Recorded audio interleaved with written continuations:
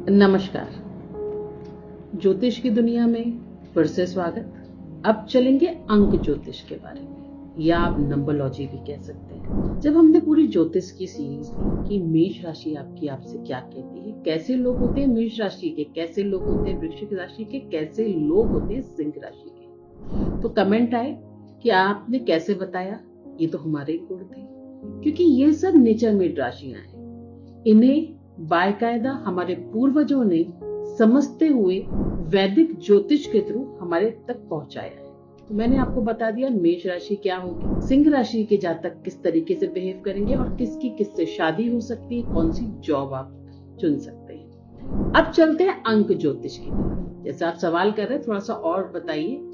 अब मैं बताऊंगी कि कौन सी डेट पर कोई व्यक्ति, जहां ये क्वेश्चन आ जाता है कि हमारे पास जन्म पत्री नहीं है, और फिर बताइए तो कौन कौन सी डेट है जिन पे व्यक्ति पैदा होता है और उसके कैसे, जब वो पैदा होता है, क्या सोच होती है। जैसे 1 नंबर के दिन 10 तारीख को, 1 तारीख को, 28 तारीख को, या हम कह के चले कि 19 तारीख को कोई व्यक्ति पैदा होता है तो उसका कैसा स्वभाव होता है। अब हम इस पर बात करेंगे, है ना कोई इंटरेस्टिंग सब्जेक्ट।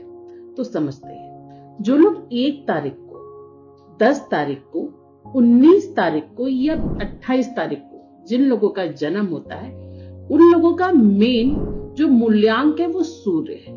तो कैसा नेचर पाया जाता है। यदि आपका बच्चा या आप खुद इस किसी भी डेट्स में आपका जन्म हुआ है तो समझ लीजिए आपको सूर्य की वंदना करती है। सूर्य क्या है, सकारात्मकता का है। सूर्य क्या है, प्रगति का है। जन्म पत्री में सबसे उच्च स्थान सूर्य, क्योंकि उसका नेचर क्या है, राजा का है। सूर्य क्या है, सूर्य जो है वो सिंह की तरह है।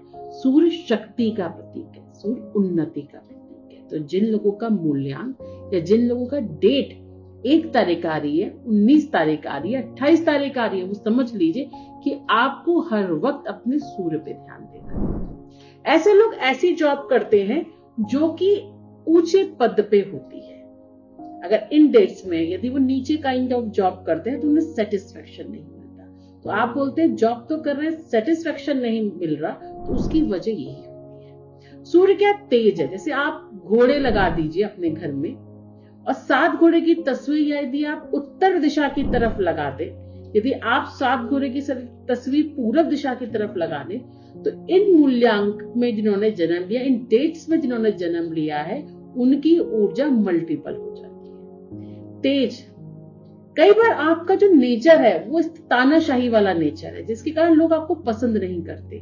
तो इस बात का आपको ध्यान रखना है कि जहां पर भी आपको लग रहा है आपकी एनर्जी नेगेटिव हो रही है या कोई व्यक्ति आपसे दोस्ती करने में हिचकिचा रहा है, तो उसका कारण यही होता है कि आपका मूल्यांक, आपका डेट ऑफ बर्थ तानाशाही का है।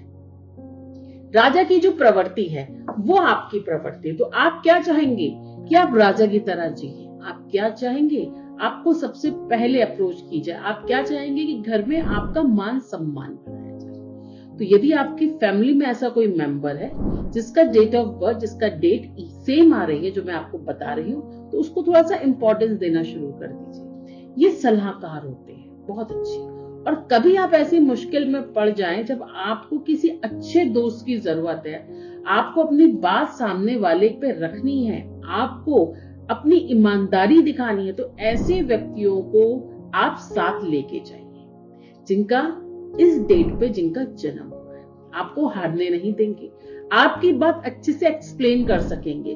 कई बार आपको ये लगता है कि ये लोग क्रोधी हैं, गुस्सा बहुत करते हैं, कि ये क्रोध होना, गुस्सा करना इनके नेचर का पार्ट है।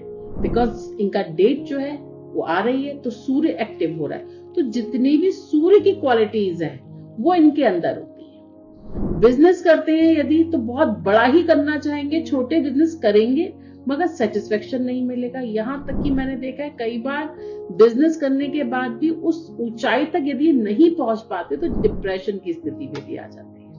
लाल वस्तुओं का ध्यान आपको हमेशा करते रहना है। सूर्य का हमेशा वंदना कीजिए। कोई भी काम करने से पहले सूर्य की आपको हमेशा वंदना करनी है। 7 घोड़ों की तस्वीर अपने घर में लगा सकते हैं, सूर्य की तस्वीर लगा सकते हैं। और अपने, यदि आपको लगता है आपको किसी जेमस्टोन को धारण करना, हालांकि उसके लिए मैं एस्ट्रोलॉजी चेक करती हूँ, बिना एस्ट्रोलॉजी के मैं जेमस्टोन रिकमेंड नहीं करती, फिर भी एक लोग मुझे साधारण तरीके से पूछते हैं, तो अगर आपको लगता है और आपने दिखा रखी है तब मैं रिकमेंड करूंगी कि आप रूबी धारण करिए, अन्यथा आप दिखाइए और तब कीजिए। दान को हमेशा करते रहना है, क्योंकि दान आप करेंगे तो आपकी क्या होगी, ऊर्जा बढ़ती है, एक पॉजिटिविटी बढ़ता है, तो दान दक्षिणा करते रहिए। क्रोध पे हमेशा नियंत्रण रखना है, एकदम से आपको क्रोध आता है ऐसे व्यक्तियों को, वो संबंध तक को खराब कर लेते हैं क्रोध के कारण। तो जिन लोगों का ये डेट है उन्हें ये ध्यान रखना है, अपने क्रोध पे कंट्रोल रखना है।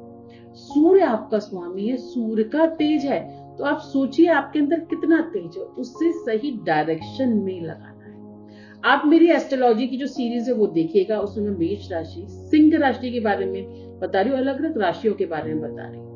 डेट निकाली है, डेट ऑफ बर्थ नहीं है तो आप इसके थ्रू आप निकाल सकते हैं, उपाय मैंने आपको दिया उससे कर सकते हैं। डेट ऑफ बर्थ है तो मेरे नंबर्स आते हैं, आप संपर्क कर सकते हैं। नेगेटिविटी से, नेगेटिविटी लोगों से और जो ऐसी सोच रखते हैं उनसे बच के रहना है। कोई भी गलत आदतों से आपको बच के रहना है, क्योंकि यदि आप किसी गलत आदत में पड़ गए तो सूर्य तुरंत खराब हो जाता है।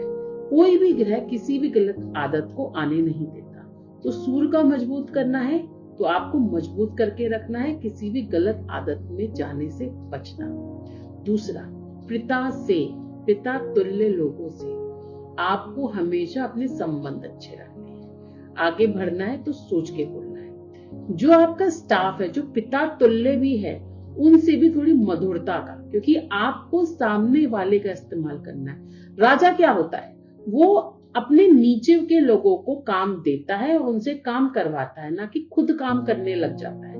तो अगर आप बिजनेस करते हैं तो उनको यूज कीजिए, लेकिन जो भी पिता के तुल्य लोग हैं, पिता की एज के लोग हैं, उनसे काम मधुरता से निकलवाइए। अदरवाइज आप कहते हैं हम सारी बातें यही, लेकिन हमारा व्यापार नहीं उन्नति कर रहा, हम तरक्की नहीं कर रहे, तो इस बात का ध्यान देना है। घर के अंदर सकारात्मकता बनी रहे, हमेशा अच्छी पॉजिटिव सोच रहे, तो घर के अंदर आपको ईमानदार रहना है, क्योंकि कहीं ना कहीं ईमानदारी भी आपकी कहीं ना कहीं खराब हो जाती है। यदि आप इस तरीके के अपने फादर तुल्य लोगों से या फादर संबंध खराब करते हैं तो आप बहुत ईमानदार हैं, ये आपका बेसिक नेचर है।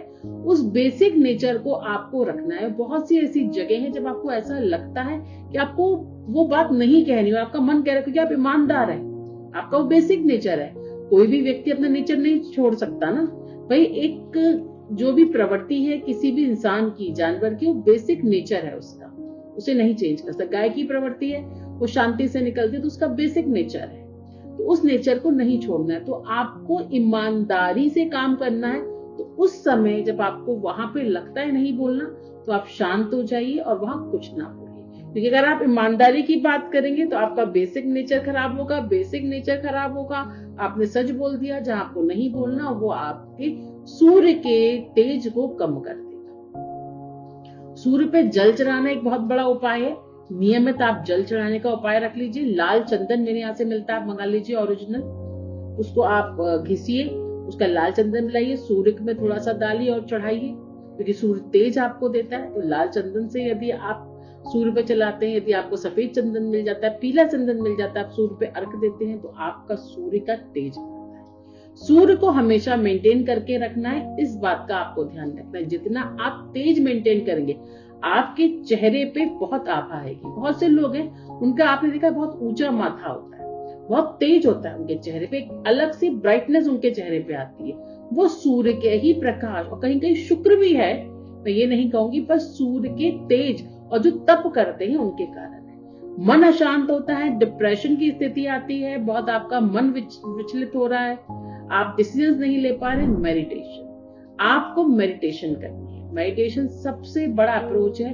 जिनको सूर्य का तेज रखना, उनको अपने मूलाधार पर, यानी कि आपका जो रूट चक्रा है, उसका ध्यान करते हुए मेडिटेशन करनी है। कालिनियन रेड जेस्पर का आप इस्तेमाल कर सकते हैं, इसका ब्रासलेट भी पहन सकते हैं, उससे भी आपका सूर्य मजबूत होता है। जो भी ऐसी संबंधित प्रॉब्लम्स है, जो डिप्रेशन की स्थिति में या मनी संबंधित प्रॉब्लम्स है, वो भी आपकी कालिनियन और आपका रेड जेस्पर यूज करने से खत्म हो जाती है। तो ऐसे आगे बढ़ते हैं और समझते हैं एक और नंबर को, क्या कहते हैं ऐसे नंबर के लोग और कैसा होगा इनका भाग्य परिवर्तन। जब तक के लिए मुझसे जुड़े रहने के लिए धन्यवाद।